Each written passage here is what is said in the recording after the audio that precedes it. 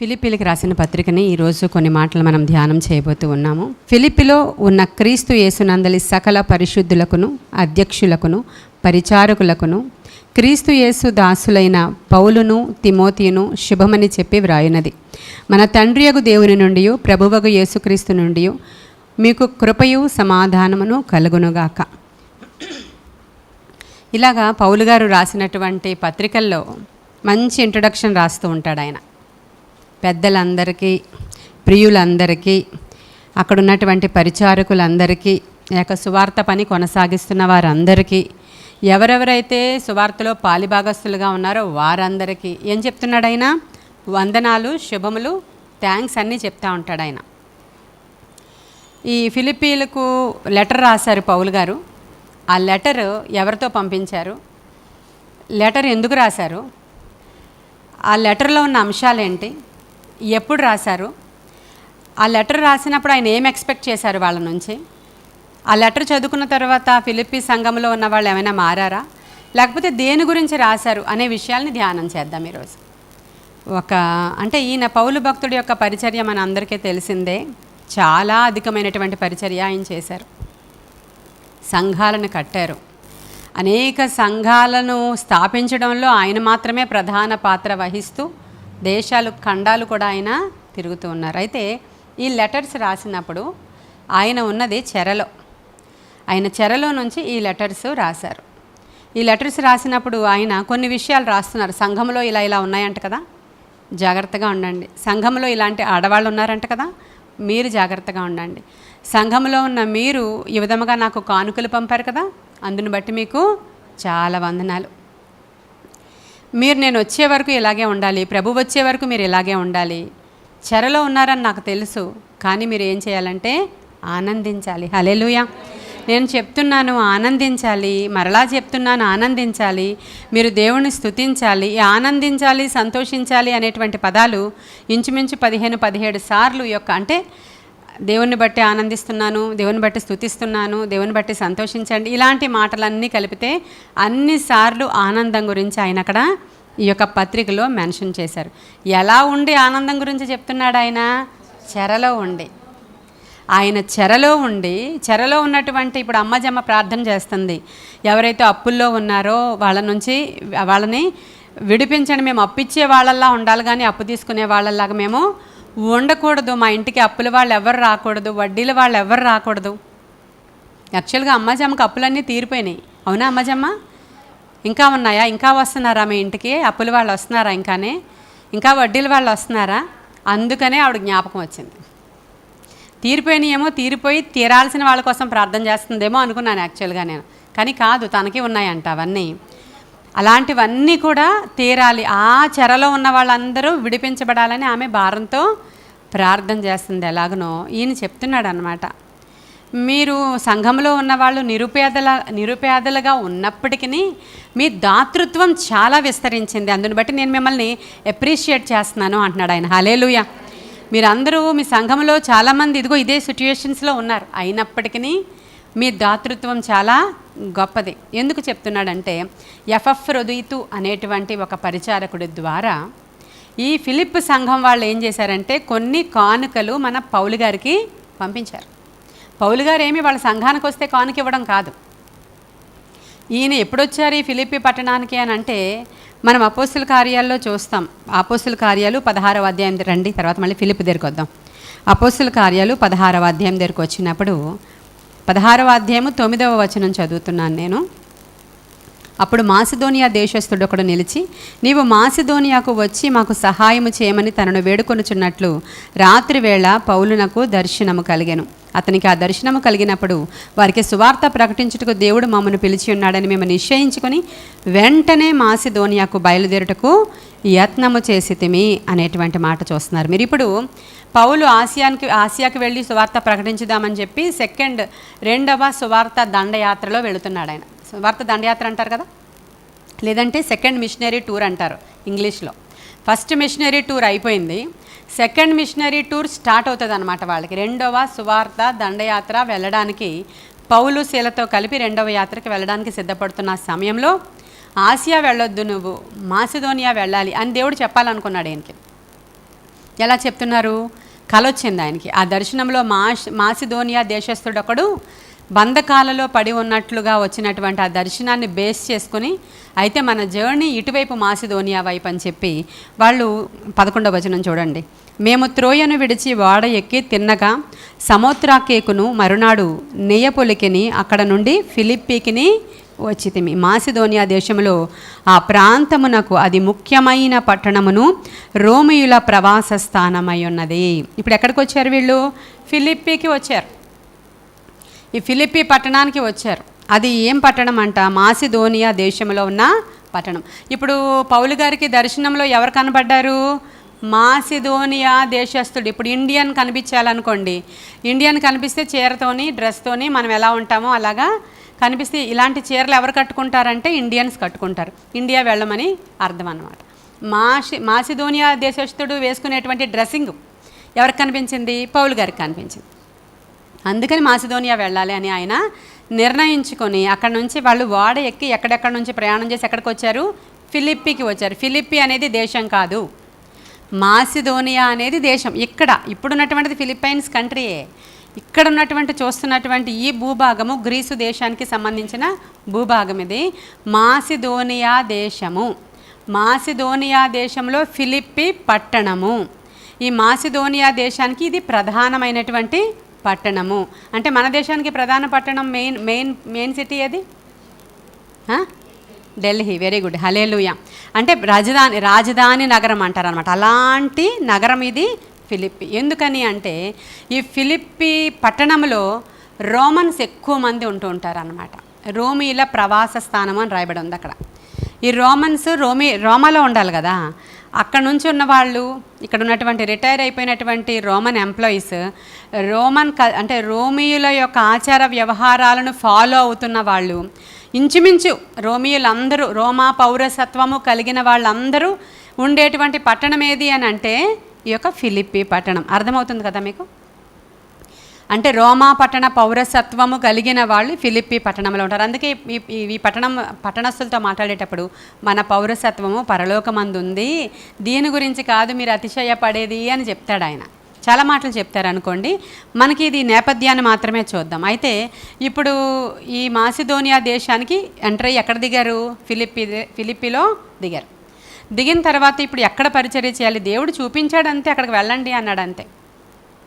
ఎక్కడికి వచ్చారు? ఇప్పుడు ఫిలిప్పీకి వచ్చి ఇప్పుడు పౌలు వెతుకుతున్నాడు, నేను ఎలా కనుగొనాలి భక్తి పరులైనటువంటి ఈ యొక్క యూదులను ఎలాగ నేను కనుగొనాలి అని ఆయన వెతుకుతూ ఉన్నప్పుడు, విశ్రాంతి దినం జరిగినప్పుడు ఖచ్చితంగా ఎక్కడో చోట వీళ్ళ గ్యాదరింగ్ అనేది ఉంటుంది ఆ పట్టణంలో. ఎందుకని వీళ్ళ గ్యాదరింగ్ ఎక్కువ? పౌలు ఎక్కడికైనా వెళ్ళినప్పుడు సమాజ మందిరాల దగ్గరికి వెళ్ళి మాట్లాడతాడు. ఐడియా ఉంది కదా మీకు? కానీ ఈ యొక్క ఫిలిప్పీ పట్టణంలో సమాజ మందిరము లేదు. ఇప్పుడు ఎక్కడికి వెళ్ళాలి? వీళ్ళని ఎక్కడ కనుగొనాలి? మన వాళ్ళు ఉన్నారు, ఎలా వెతకాలి ఈ పట్టణంలో? అలా ఆలోచన చేసినప్పుడు క్యాజువల్గా వాళ్ళు ఎక్కడ కూడుకుంటారంటే ఏదైనా సముద్ర తీర ప్రాంతాల్లోనూ, నదీ తీర ప్రాంతాల్లోనూ, చాలా చెట్లు ఎక్కువగా ఉండేటువంటి ప్రాంతాల్లోనూ వాళ్ళు కూడుకోవడం అనేది సహజంగా ఒక రిలాక్స్గా ఉండేటువంటి ప్లేసెస్లో కూడుకుంటారు అనేటువంటి ఐడియాతో ఈ యొక్క ఒక నదీ తీర ప్రాంతం దగ్గరికి పౌలు ఆ యొక్క టైంలో ఇక్కడికి వచ్చినప్పుడు అక్కడ ఏం జరిగిందంట, భక్తి కలిగినటువంటి కొందరు స్త్రీలు, ఆయన ఎక్స్పెక్టేషన్ కరెక్ట్ అయింది. భక్తి కలిగినటువంటి కొందరు స్త్రీలు లేఖనాలను, ఇప్పుడు మనం అందరం ఎవరు చెప్పాలి? అలా చెప్పండి, ఎవరు మీరందరూ? హల్లెలూయా, హల్లెలూయా. భక్తి ఏం దాంట్లో ఏమైనా డౌటా మీకు చెప్పడానికి? మేము భక్తి కలిగిన స్త్రీలమండి. ఈ సమయంలో చాలామంది నిద్రపోతున్నారు సిస్టర్ గారు. ఈ సమయంలో చాలామంది బద్ధకరాండ్రుగా ఉన్నారు. ఈ సమయంలో చాలామంది వాళ్ళ ఇళ్లల్లోనే ఉన్నారు. కానీ మేము భక్తి కలిగిన వారము గనుక లేఖన ధ్యానము కోసం ఇక్కడికి వచ్చాము. హల్లెలూయా. దాంట్లో డౌట్ ఏమీ లేదు. మీరందరూ భక్తి కలిగినటువంటి స్త్రీలు. మనకు అన్నీ ఉండొచ్చు, ఉండకపోవచ్చు. మనం ఎన్నో బంధకాల్లో ఉండొచ్చు, ఎన్నో శ్రమలలో ఉండొచ్చు, ఎన్నో అప్పులలో ఉండొచ్చు, ఎన్నో ఇంట్లో ఉన్న సమస్యలతో ఉండొచ్చు. కానీ మనము భక్తి పరులైన స్త్రీలము. హల్లెలూయా. దేవుడు చూసేది అదే. అటువంటి వాళ్ళే అక్కడ అందరూ కూడా కూడుకొని వాళ్ళు అక్కడ లేఖనాలను ఏం చేసుకుంటున్నారు? అధ్యయనం చేసుకున్నారు, ధ్యానం చేసుకుంటున్నారు. వాళ్ళల్లో ఒక భక్తి కలిగినటువంటి స్త్రీ ఉంది. ఆవిడ పేరు చెప్పండి, లూదియా. హల్లెలూయా. ఆవిడ కూడా ఉన్నారు వాళ్ళల్లో.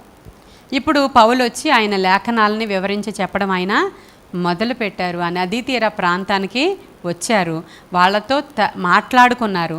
పౌలు మాట్లాడుతున్నప్పుడు అక్కడ ఉన్నటువంటి కొంతమంది హృదయాలు తెరవబడ్డాయి. హల్లెలూయా, తెరవబడ్డాయి. వాళ్ళల్లో ప్రధానంగా మన లూదియా హృదయము, ఆవిడ రిచ్ ఉమెన్, ఆవిడకి అప్పులు లేవు, ఆవిడకి వడ్డీలు ఎవరు అడగరంట, ఆవిడకి ఏ బాధలు లేవు. మన లేఖనాల ప్రకారం ఆవిడ ఒక ధనవంతురాలైనటువంటి, చాలా విలాసవంతమైనటువంటి ఒక గృహము కలిగినటువంటి, ఓన్గా ఒక వ్యాపారం చేసుకునేటువంటి ఒక స్త్రీ ఆవిడ. అయినా కూడా భక్తిపరురాలు. అది మనం అంతా రేపటి దినాన్ని అందరం ఇలా ఎదుగుతాం. మనం అందరం వ్యాపారాలు, ఉద్యోగాలు, ధనము, ఏ ఒక్కరికి వడ్డీలు కట్టాల్సిన అవసరం లేదు, అప్పులు ఉండాల్సిన అవసరం లేదు. అమ్మజమ్మ చెప్పినట్లు బాధలు, బంధకాలు ఖచ్చితంగా తీసేస్తాడు దేవుడు. అప్పుడు కూడా ఇక్కడ కూర్చోవాలి. నాకు సమయం ఉంది, నాకు సమయం లేదు, నేను రాలేను, ఇప్పుడు ఆ టూర్కి వెళ్ళాలి, మా అమ్మగారింటికి వెళ్ళాలి, ఆ పనులు ఉన్నాయి, ఈ పనులు ఉన్నాయి, పొలం కొనుక్కోవడానికి వెళ్ళాలి, అక్కడ గేదెలు ఈనాయి చూసుకోవాలి, ఏమీ లేదు. అర్థమవుతుందండి? అలాగా ఆమె అక్కడ, అదే ఈ సాదృశ్యాలే చెప్పుకోవాలి. లేఖన ధ్యానం అంటే ఇంకేముంది? వాళ్ళు ఎలా ఉన్నారు? అటువంటి స్త్రీ అక్కడ ఉండడం వల్ల ఆవిడకు వచ్చిన ఆధిక్యత ఏంటంటే మొదటి సంఘము పౌలు ద్వారా ఆవిడింట్లో స్టార్ట్ అయింది. హల్లెలూయా, ఎంత గొప్ప పరిచర్య అండి.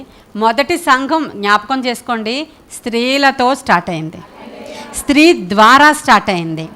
ఆ స్త్రీ నాయకత్వంలో రన్ అయింది అది. హల్లెలూయా, అది లూదియా గృహము. సాధారణమైనటువంటి వారముగా మనం ఉండిపోవడానికి ఏమాత్రం కూడా వీలు లేదు. దేవుడు మన అందరినీ వాడుకోవాలనుకుంటున్నాడు, అందరినీ గొప్ప చేయాలనుకుంటున్నాడు. కానీ నువ్వు ఆయన చేతిలో వాడబడ్డానికి నీ హృదయము తెరవబడాలి కదా. నువ్వు లేఖనాలను చదువుతూ ఉంటే ఎవరు హృదయం తెరవబడిందో వాళ్ళ దగ్గరికి వచ్చి ఆయన వాడుకుంటాడు. ఆమె హృదయం తెరవబడింది. అప్పుడు వీళ్ళు పరదేశులని తెలుస్తుంది, ఈయన ఫారినర్స్ ఇక్కడికి వచ్చారని తెలుస్తుంది, సువార్త పట్టుకొచ్చారని అర్థమవుతుంది ఆవిడకి. అక్కడ ఆ ఊరిలో అందరూ గ్రీక్ లాంగ్వేజ్ మాట్లాడతారు. అసలు ఆ ఊరికి సంబంధించిన ఇంపార్టెన్స్ ఏంటంటే, అలెగ్జాండర్ ది గ్రేట్ ఉన్నాడు కదా, ఎవరైనా పక్కింట్లో ఆయన తెలుసు కదా, ఆయన అలెగ్జాండర్ ది గ్రేట్, వరల్డ్ని జయించినటువంటి గ్రీకు వీరుడు ఆయన. వాళ్ళ నాన్నగారి పేరు ఫిలిప్. అయితే ఇద్దరు ఫిలిప్పులు ఉన్నారు. ఈయన సెకండ్ ఫిలిప్, ఆయన పేరు రెండవ ఫిలిప్.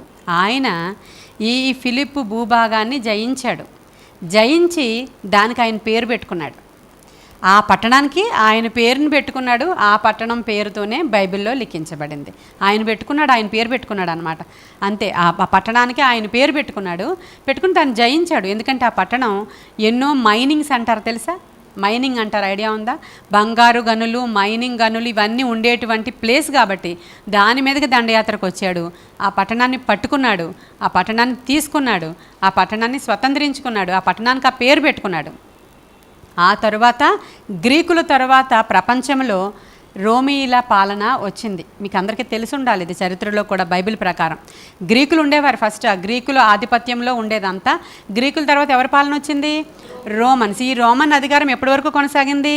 అలాగా మన ఏసైని సిలువ వేసిన వాళ్ళందరూ రోమన్సే కదా. ఇదంతా వీళ్ళందరూ కూడా రోమీల గవర్నమెంట్లోనే, రోమాల జైల్లోనే మన పౌల్ని బంధించి ఉంచుతారు కదా. ఇవన్నీ తెలిసిన విషయమే. కాబట్టి ఇప్పుడు ఆ పట్టణానికి వచ్చిన పేరు ఆ యొక్క ఫిలిప్, ఎవరైతే జయించారో ఆయన పేరు పెట్టబడింది ఇక్కడ. ఇప్పుడు నేను దేని గురించి చెప్తున్నాను ఇదంతా? ఇప్పుడు ఈ పట్టణంలోనికి వచ్చి వీళ్ళు మొదటి సంఘం కట్టాలి అని అంటే ఆ పట్టణంలో ఆర్డినరీ వాళ్ళు ఎవరు లేరు. చాలా చాలా చాలా ఎలాంటి వాళ్ళు ఉన్నారు?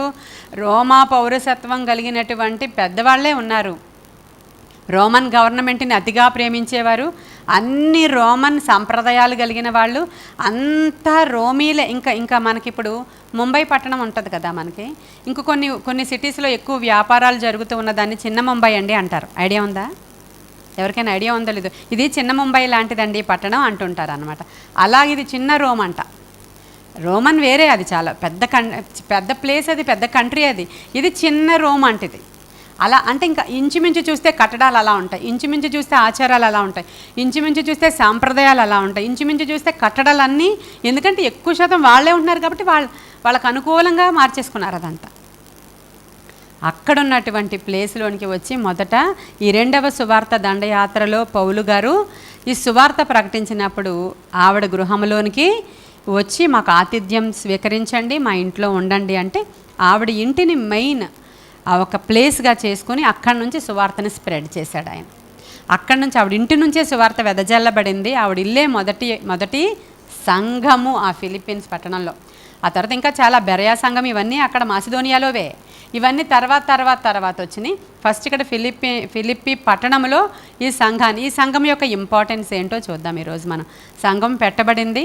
ఆ సంఘస్థులందరూ కూడా ఎలాంటి వాళ్ళంటే చాలా మంచోళ్ళు అంట. వాళ్ళు చాలా పౌలు రాస్తాడనమాట, మీకు ఎంత మంచోళ్ళు. ఎందుకంటే అక్కడ ఎస్టాబ్లిష్ చేశాడు, సువార్త ప్రకటించాడు, కొన్ని సంఘాలు కట్టాడు. ఆ తర్వాత ఆయన జైల్లో ఉంచబడ్డాడు.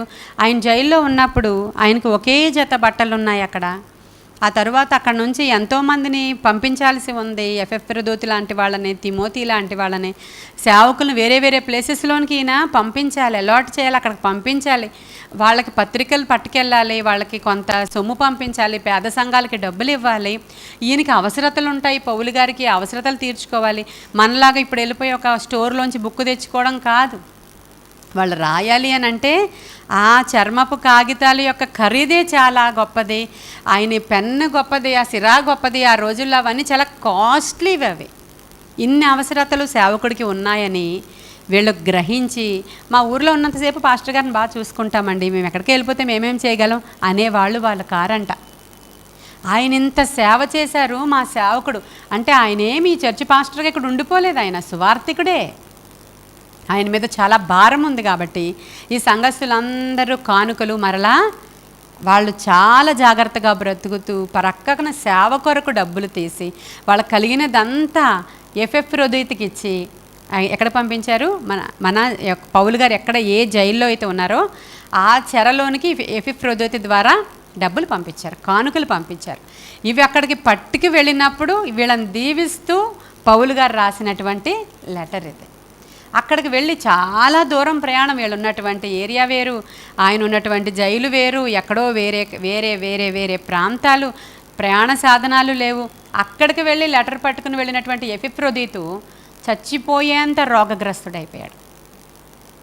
ఇంకా పౌలు అనుకున్నాడు, నాకు గొప్ప అవమానం కలిగేలాగుంది, ఈయన కూడా చచ్చిపోయేలాగా ఉన్నాడు, ఈ జతపనివాడు అని ఆయన బాధపడుతూ ఉన్నప్పుడు దేవుడు కనికరము పౌలు మీద దిగి వచ్చి ఆ ఎఫెఫ్రోదీతుని దేవుడు స్వస్థపరిచారంట.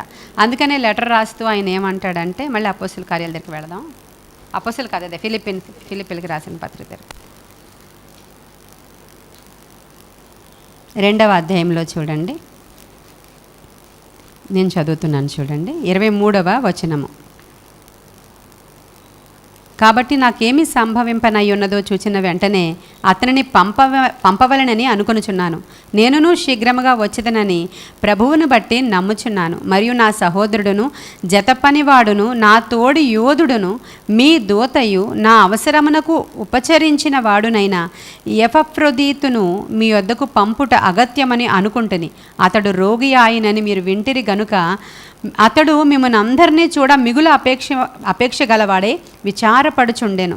నిజముగా అతడు రోగి అయి చావునకు సిద్ధమై ఉండెను గాని దేవుడు అతనిని కనికరించెను. హల్లెలూయా. అతని మాత్రమే గాక నాకు దుఃఖము మీద దుఃఖము కలుగకుండుటకై నన్నును కనికరించెను. కాబట్టి మీరు అతనిని చూచి మరలా సంతోషించు నిమిత్తం నాకున్న దుఃఖము తగ్గు నిమిత్తమును అతనిని మరి శీఘ్రముగా పంపితిని. హల్లెలూయా. నా ఎడల మీ ఉపచర్యలో ఉన్న కొదువను తీర్చుటకై అతడు తన ప్రాణమునైనను లక్ష్య పెట్టక క్రీస్తు యొక్క పని నిమిత్తము చావునకు సిద్ధమై ఉండెను గనుక పూర్ణానందముతో ప్రభువునందు అతనిని చేర్చుకొని అట్టి వారిని ఘనపరచుడి. హల్లెలూయా. ప్రాణాలకు సహితము తెగించి నా దగ్గరికి ఎంత లాంగ్ జర్నీ చేసి అసలు ప్రాణాపాయం ఉందని తెలిసినా కూడా నా దగ్గరికి వచ్చి నాకు ఉపచర్యం చేసి మీరు పంపించింది నా దగ్గరికి పట్టుకొచ్చి మరలా నా దగ్గర నుంచి మీ దగ్గరికి రావాలని చాలా ఆతృత పడుతున్నాడు కదా.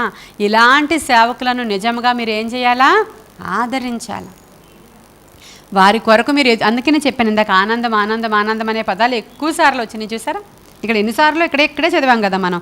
ప్రభువునందు అతనిని ఆనందముతో ప్రభువునందు అతను చేర్చుకోమంటున్నాడు ఆయన. అన్నీ ఆనందంతోనే, అన్నీ సంతోషంతోనే, అన్నీ అలా ఉండండి. నేను ఎక్కడ అంటే ఇప్పుడు జైల్లో ఉన్నాడు కదండి, ఎలా వెళతాడు మరి? జైల్లో ఈయన రోగి అయిపోతే ఆయన్ని ఎక్కడ పెడతారు మరి అని డౌట్ రావాలి మనకి, అవునా కాదా? నేను ఒకసారి చెప్పాను, ఫిలిపియన్ జైలు ఎలా ఉంటుందో చెప్పాను. పౌలు శీలలను అక్కడ చెరసాలలో వేసేశారు కదా, ఫిలిప్పీ పత్రికలో రాయబడి ఉంటుంది, అది ఇక్కడే ఉంటుంది, అపొస్తలుల కార్యాల్లో రాయబడి ఉంటుంది.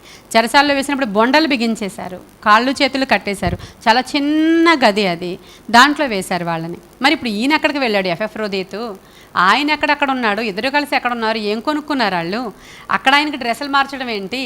ఇవన్నీ మీకు ఆలోచన రావట్లేదా? పౌలు గారు ఉండి లెటర్స్ రాసింది అలాంటి జైల్లో కాదు, హౌస్ అరెస్ట్లో ఉన్నారన్నమాట ఆయన. అర్థమైందా మీకు? అంటే ఇంక అక్కడ నుంచి ఏ దేశానికి వెళ్ళడానికి లేదు, ఏ ఊరికి వెళ్ళడానికి లేదు, ఏ ప్రాంతానికి వెళ్ళడానికి లేదు. ఎవరైనా పెద్ద పెద్ద వాళ్ళని అరెస్ట్ చేసినప్పుడు వాళ్ళని ఆ ఇంట్లోనే ఉండమంటారు, ఆ ఊరు దాటి వెళ్ళకూడదు, ఆ కంట్రీ దాటి వెళ్ళకూడదు, అలాంటి రిస్ట్రిక్షన్స్ ఉంటాయి. అలాంటి చోట అరెస్ట్ అయ్యి ఉన్నాడు పౌలు, అది తెలుసుకోవాలి. అంతే తప్ప జైల్లో మరి ఎఫెఫ్రోదీతు ఎక్కడికి వెళ్ళాడు, అన్ని రోజులు ఈయనతోటి ఎక్కడ ఉన్నాడు, ఈ కానుకలు తీసుకెళ్తే ఎక్కడికి వెళ్ళి ఇవన్నీ కొనుక్కున్నారు వీళ్ళు, ఇవన్నీ తెలియాలి కదా మీకు. తెలియాలా? తెలుస్తున్నాయా చాలా విషయాలు? ఫిలిప్పీలకు రాసిన పత్రికలో ఉన్నటువంటి కొన్ని విషయాల్ని మనం అధ్యయనం చేస్తున్నాం, ధ్యానం చేస్తున్నాం. మీరు 21 రోజుల నుంచి మిమ్మల్ని ఎలా చేశాను నేను, శిష్యులని చెప్పాను, అర్థమైందా? ఇప్పుడు మీరు అందరూ ట్రైనింగ్ అవుతున్నారు, మీరందరూ ఇదంతా కూడా నేర్చుకుంటున్నారు. ఎవరో ఒక పాస్టర్ గారు వస్తారు, ఆయనే చెప్పుకొని పోతారు, మనం అందరం కూర్చొని తిందాం, తినేసి వినేసి వెళ్ళిపోదాం, మళ్ళీ పడుకుని పోదాం కాదు.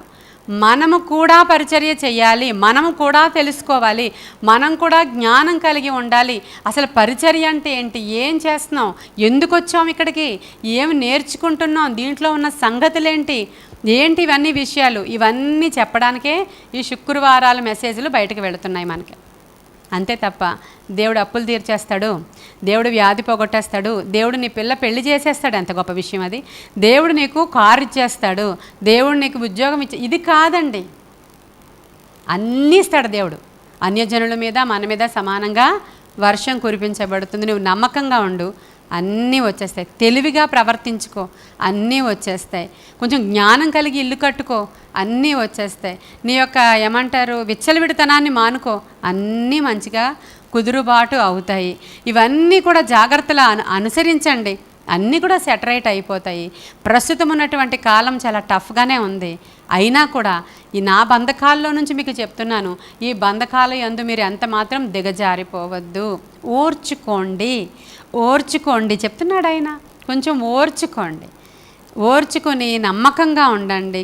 క్రీస్తు యేసునకు కలిగిన మనస్సు మీరు కూడా, ఇవన్నీ నేను ఫిలిప్పీలకు రాసిన పత్రికలోవే చెప్తున్నాను మీకు. ఇంటికి వెళ్ళిన తర్వాత ఓన్లీ 4 చాప్టర్స్ ఇవి.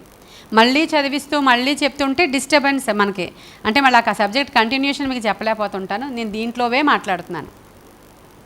ఇంటికి వెళ్ళాక ఎన్ని చాప్టర్స్ ఇవి? 4. మీరు సాయంకాలం ఒక అరగంట కూర్చుంటే అయిపోయాయి. దాంట్లో హెడ్లైన్స్ అన్నీ కూడా మీరు అండర్లైన్ చేసుకోండి. మీకు తాకినవి, నాకు తాకినవి తీసుకొచ్చి మీకు చెప్తున్నాను నేను. మీకు తాకినవి అండర్లైన్ చేసుకుని ఆ విధంగా ఉండాలి అనుకోండి. క్రీస్తు యేసునకు కలిగిన మనస్సు మీరు కలిగి ఉండండి. ఇక్కడ 2వ అధ్యాయంలో చాలా చక్కగా 3వ వచనం నుంచి 2వ వచనం నుంచి కూడా ఉంటుంది. మీరు ఏక మనస్కులగునట్లుగా ఏక ప్రేమ కలిగి ఏక భావము గలవారుగా ఉండి ఒక్కదాని అందే మనస్సు ఉంచుచు నా సంతోషమును సంపూర్ణము చేయుడి. కక్ష చేతనైనను వృధాతిశయము చేతనైనను ఏమీ చేయక వినయమైన మనస్సు గలవారై ఒకనినొకడు తనకంటే యోగ్యుడని ఎంచుచు మీలో ప్రతివాడును తన సొంత కార్యములను మాత్రమే కాక ఇతరుల కార్యములను కూడా చూడవలెను. క్రీస్తు యేసునకు కలిగిన ఈ మనస్సు మీరును కలిగి ఉండుడి. హల్లెలూయా. ఇదే చెప్తున్నాను నేను. ఇప్పుడు యేసయ్య మనస్సు మనం కలిగి ఉంటే ఏం చేస్తాం? మాకే బాగోలేదు, మాకే సమస్యలు, మాకే లేమి అంటే మళ్ళీ పక్క సంఘం వాళ్ళకి సాయం చేయాలా? ఈ పాస్టమ్మ గారికి ఏం పని లేదా? పక్క సంఘంలో అవసరత ఉందంట, మనం ఏమైనా సాయం చేద్దామని అడిగితే ఏం చేయాలి? అందరూ చేద్దామండి. హల్లెలూయా. తప్పకుండా చేద్దాం పాస్టమ్మ గారు. ఎవరైనా సహాయం అని వస్తే తప్పకుండా చేద్దాం. మాకే లేవు అనే మాట వద్దు అసలు. మనం ఏదైనా చేసి అక్కడ సేవ చెయ్యాల్సిన అవసరత నేర్పిస్తుంది ఫిలిప్పీలకు రాసిన పత్రిక. కొరింథీలకు రాసిన పత్రిక 2వ కొరింథీ 8వ అధ్యాయంలో పౌలు భక్తుడు చెప్తాడనమాట, మాసిదోనియా సంఘము ఎంత దాతృత్వము గల సంఘం అంటే వారు నిరుపేదలైనప్పటికీ వారి దాతృత్వము విస్తరించెను అని రాయబడింది. హల్లెలూయా. ఎక్కడ మాట్లాడుతున్నాడు ఈ విషయం? కొరింథీలకు చెప్తున్నాడు. ఇక్కడ వీళ్ళ విషయం కొరింథీ సంఘంతో లెటర్ రాసినప్పుడు కొరింథీలకు రాస్తున్నాడు. కొరింథీలకి వీళ్ళని అప్రిషియేట్ చేస్తూ కొరింథీలకి రాస్తున్నాడు. ప్రతి సంఘంలోనూ మంచి ఉంటుంది, చెడు ఉంటుంది. ఇక్కడ కూడా ఫిలిప్పీలకు రాసినప్పుడు మంచి ఉంది, చెడు కూడా ఉంది, చెడు చూపిస్తాడు, అది కూడా చూపిస్తాను నేను. కొరింథీయులకు రాసినప్పుడు కూడా మంచి ఉంది, చెడు ఉంది. కానీ వాళ్ళ దగ్గరికి వెళ్ళి మాసిదోనియా సంఘస్థులండి నిజంగా అని చెప్తున్నాడు అనమాట ఆయన. మన గురించి మరి అందరూ అలా చెప్పుకోవాలి కదా. ఆ సంఘస్థులు ఏదో వచ్చి వినడమే కాదు, ఏదో పాటలు పాడేయడమే కాదు, ఏదో ఒకే యూనిఫామ్ వేసుకుని చేసేయడమే కాదు, వాళ్ళు ప్రార్థన చేశారంటే మన దేశం యొక్క రాజు వణకాలి అని చెప్పాలి. హల్లెలూయా. ఇప్పటికే ఆ పేరు వచ్చింది కదా. ఈ చిన్నారి వాళ్ళ తమ్ముడికి కంప్లీట్ క్యూరింగ్ అయిపోయిందంట. నేను చెప్పాను ఆ రోజు, ఆ లివర్ పక్కన రాళ్ళు, ఆ తర్వాత ఇన్ఫెక్షను, పెద్ద సర్జరీ, ఎక్కడెక్కడో ఇవన్నీ చెప్పినప్పుడు ఇవి ఏమీ ఉండవని చెప్పాను. ఫుల్ నిల్ రిపోర్ట్స్ వచ్చి రాళ్ళు కూడా మాయమైపోయినాయి అండి. హల్లెలూయా. ఎంత గొప్ప రిపోర్ట్స్ కదా, ఎంత గొప్ప. అవి వణుకుతున్నాయా లేవా మనం ప్రార్థన చేస్తున్నప్పుడు? ఆ రోజే వణికి పారిపోయినాయి. డాక్టర్లకు తెలియక ఇన్ని రోజులు వాళ్ళు మనుషులు కాబట్టి వైద్యశాస్త్రం ఎలాగ వెళ్ళాలో ఆ రూల్ ప్రకారం వెళతారు. ఆ రోజే స్వస్థత కుమారుడికి దేవుడు ఇచ్చేశాడు. అప్పుడు నిన్న వాళ్ళు భయపడుతున్నారంట, రిపోర్ట్స్ వస్తాయి, ఈరోజు రిపోర్ట్స్ వస్తాయి, ఏమవుతుందో నాకు చాలా టెన్షన్గా ఉందని చెప్పినప్పుడు చిన్నారి ఒక మాట చెప్పిందంట. మా పాస్టర్ అమ్మగారు ఆ రోజు ప్రార్థన చేసి నిల్ రిపోర్ట్స్ వస్తాయి, నువ్వెన్నైనా చెప్పు, అవన్నీ నిలిసే వస్తాయని చెప్పారు, నీకు అదే జరుగుతుంది అందంట ఆమె. కాబట్టి ఇప్పుడు అవే రిపోర్ట్స్ వచ్చినాయి అమ్మ, నేను కొన్ని కారణాల వల్ల రాలేకపోతున్నాను, నేను వెంటనే మీకు చెప్పాలి కదా, నేను ఇది సాక్ష్యం మీకు చెప్తున్నాను అని ఆవిడ షేర్ చేసుకుంది. అంటే అవన్నీ మరి మన ప్రార్థన విని భయపడుతున్నాయా లేదా? భయపడిపోయా పారిపోయినాయి అవి.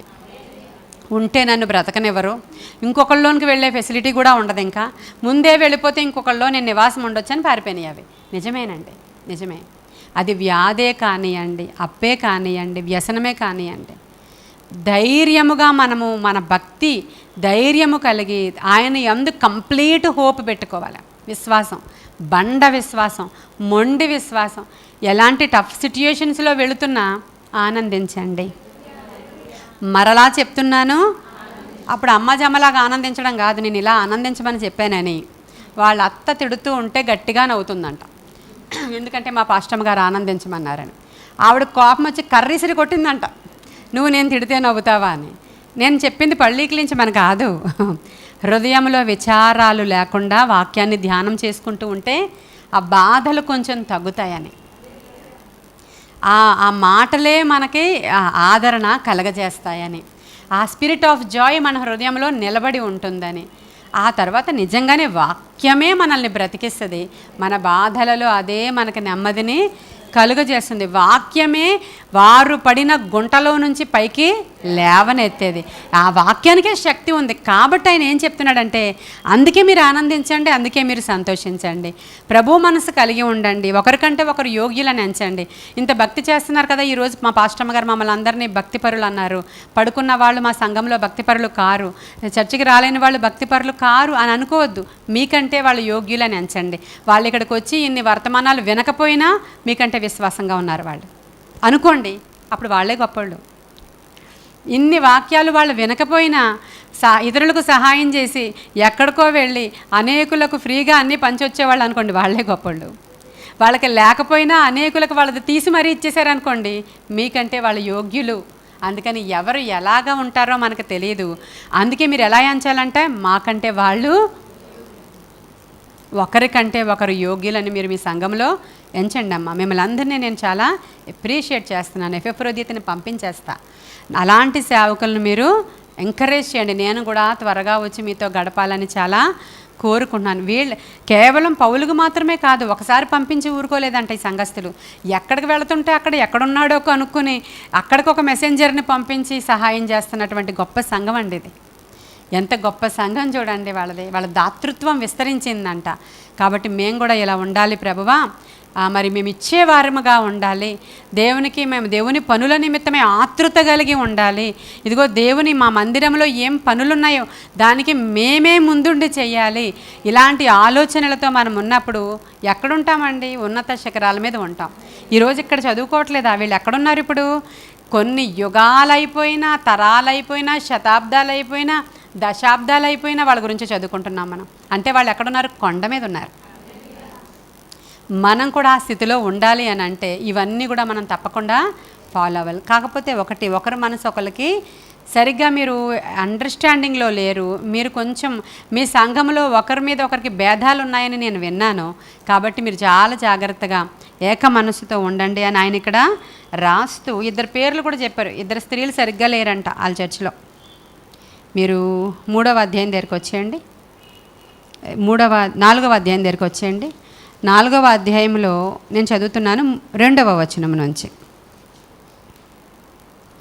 ప్రభువునందు ఏక మనస్సు గలవారయ్యుండుడని యువదియను సుంటికేను బతిమాలు కొనుచున్నాను. అవును, నిజమైన సహకారి ఆ స్త్రీలు క్లెమెంతుతోనూ నా ఇతర సహకారులతోనూ సువార్త పనిలో నాతో కూడా ప్రయాసపడిన వారు గనుక వారికి సహాయము చేయమని నిన్ను వేడుకొనుచున్నాను. ఆ సహకారుల పేర్లు జీవగ్రంథమందు వ్రాయబడి ఉన్నవి. హల్లెలూయా.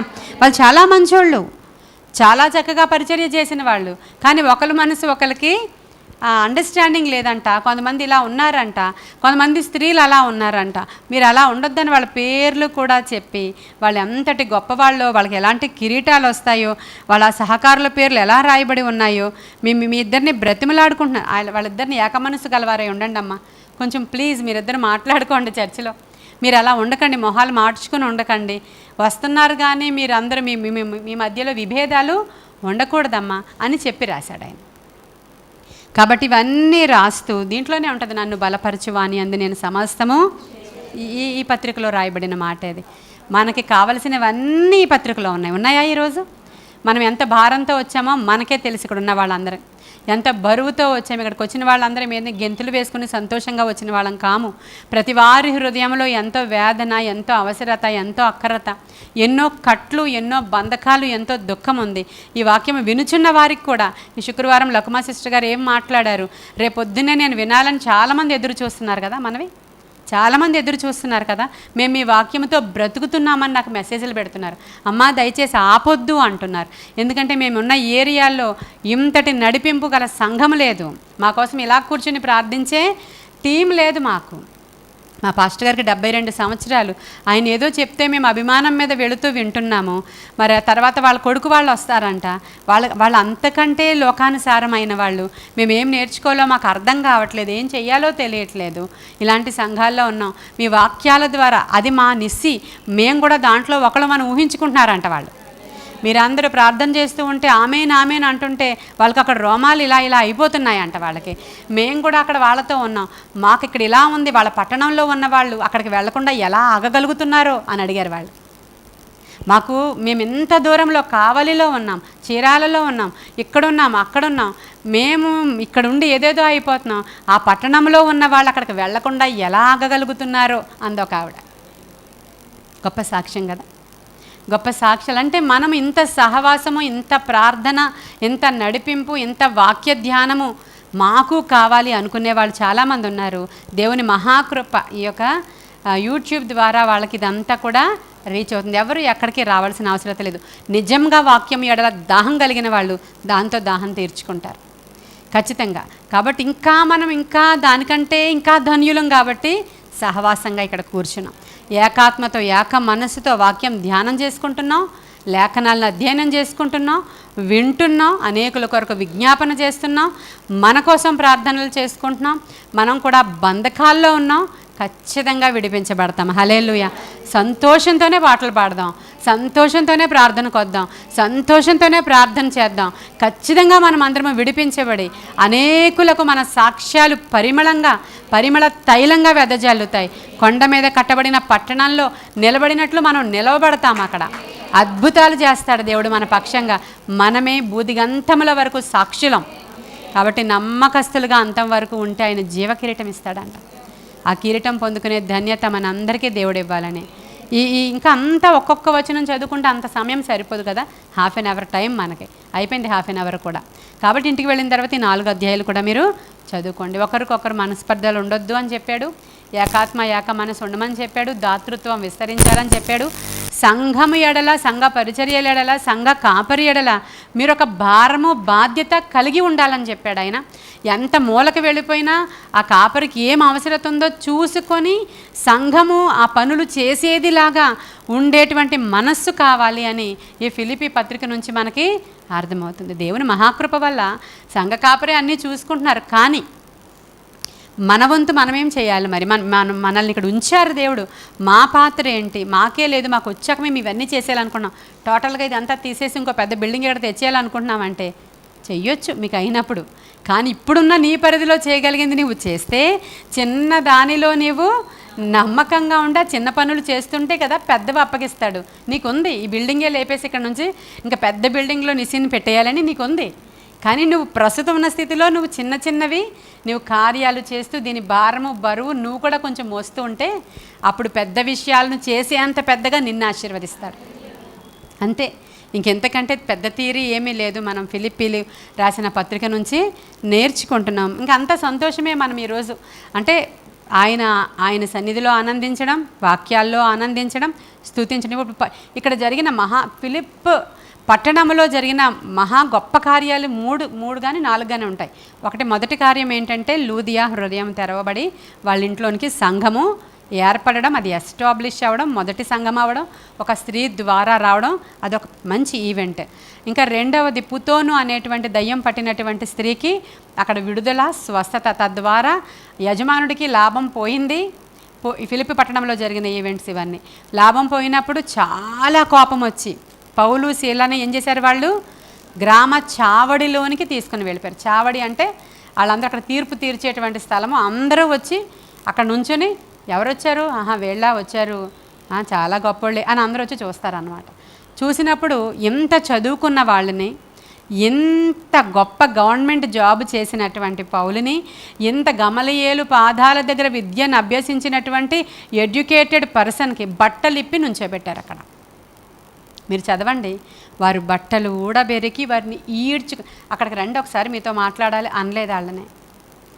ఇంతటి సువార్త ప్రకటిస్తూ ఉంటే ఈడ్చుకుని పోతే ఎంత అసహ్యకరమైన విషయం అది, ఎంత సిగ్గుచేటు, ఎంత భయంకరమైన విషయం అది. కానీ వాళ్ళు సిగ్గుపడలేదు.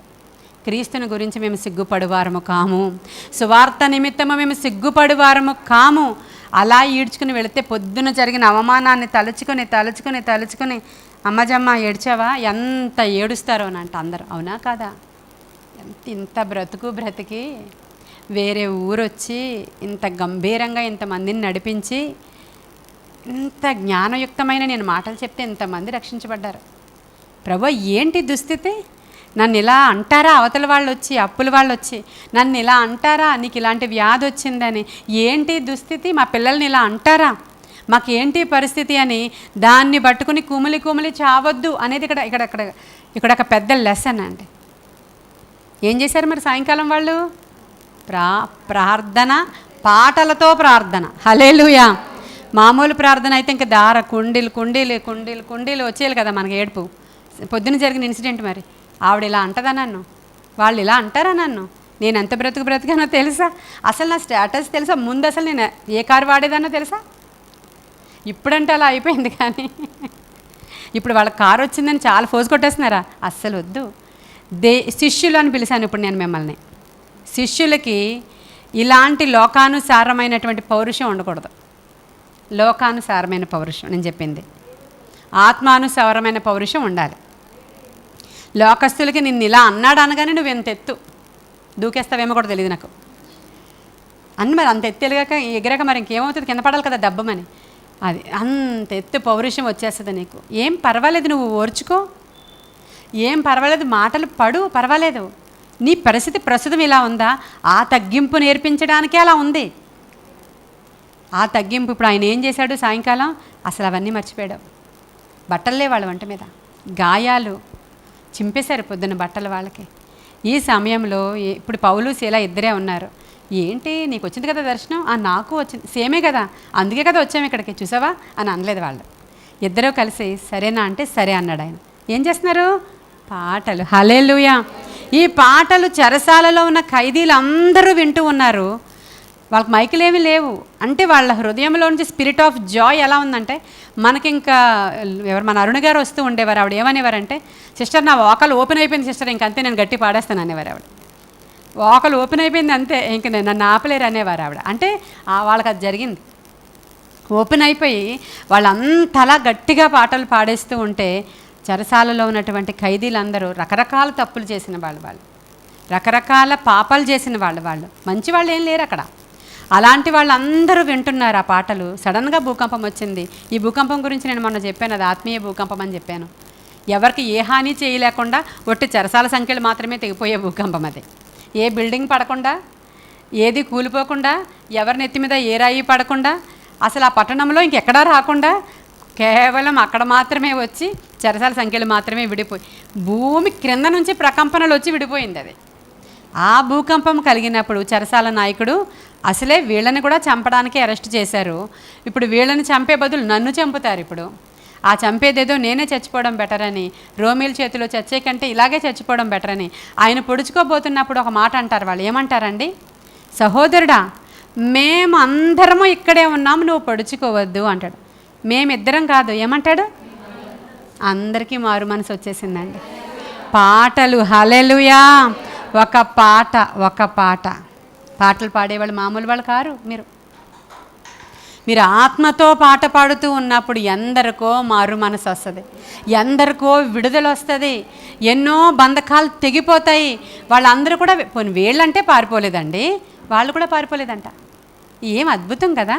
సహోదరుడా, నువ్వేమి హాని చేసుకోకు, నువ్వు చచ్చిపోకు, మేమందరం ఇక్కడే ఉన్నాం. అందరూనా? అవును, అందరం.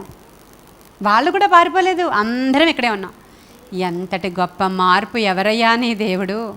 మారు మనసు పొందు నిమిత్తం నేనేం చేయాలి సహోదరుడా?